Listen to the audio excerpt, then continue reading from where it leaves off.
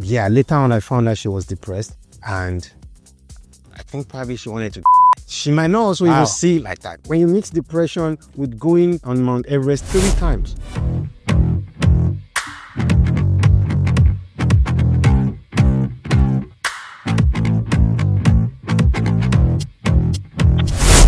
Risk does not become righteous just because it has a helmet and a GoPro.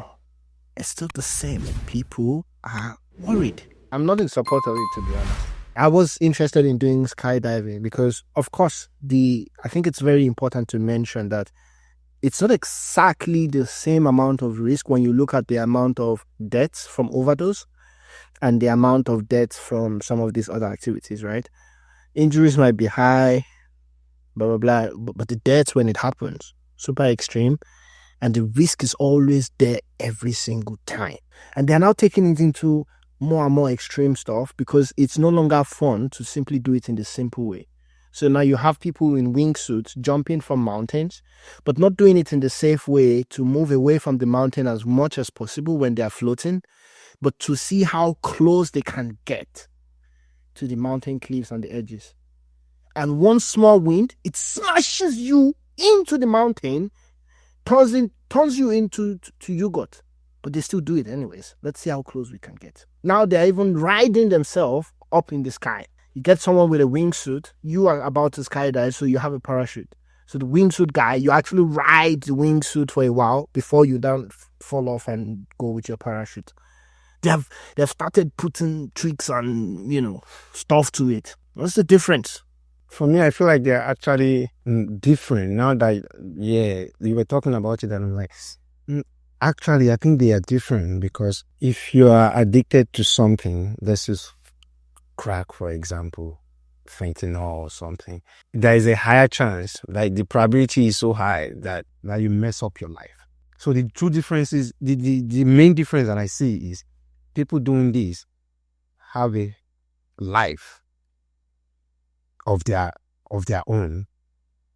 Whereas you can argue that for most people, if you go that route, if you're addicted to something, it might really impact you from having... I actually argue. I argue otherwise. I think it's just that people that do the other one, it's much more expensive, that it does not affect the people that do it are already self-selected, that their life is it's difficult for it to be affected in the way that substance addiction would. When you look at wealthy people that are addicted to certain substance, many of them manage to do it throughout their entire life. Society might judge. Society might force them into rehab. Society might do one thing or the other.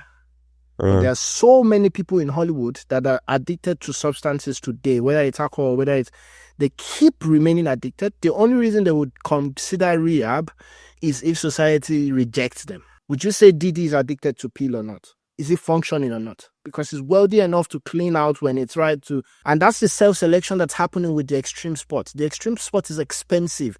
The boat that you can paddle on the Atlantic Ocean would still cost you like $30,000 to get a used one. If broke people can do the skydiving thing and all that stuff consistently, my brother, you get the same issue. It will ruin their life.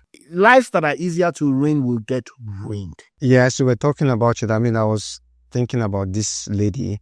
She was a friend back in Germany. Yeah, you know her, but I don't want to mention her name. Now, just to support the point that the extreme sport thing is actually should be looked at differently and as a problem than something fun. She went on a trip 3 times to hike on Mount Everest. You know how extreme that is? That is one of the most... people die on that trip. Yeah. You literally see dead body when you're climbing up and coming down. Exactly. And it's supposed to be like something maybe on people's bucket list, right?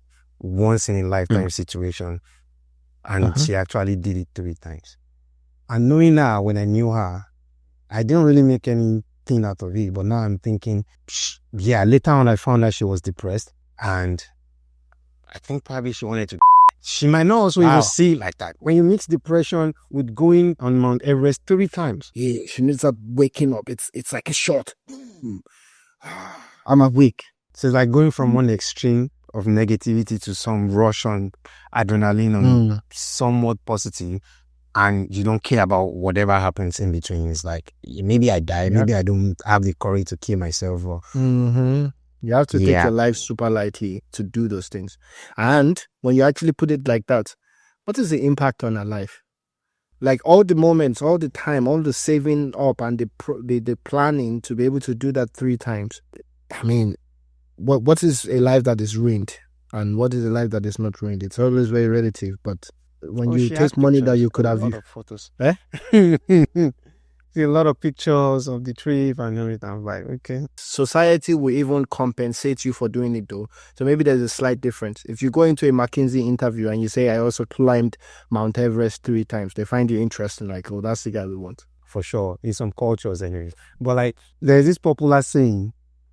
Yeah. People say like in the dating culture. People be like, yo, if she has done any sort of half marathon, any sort of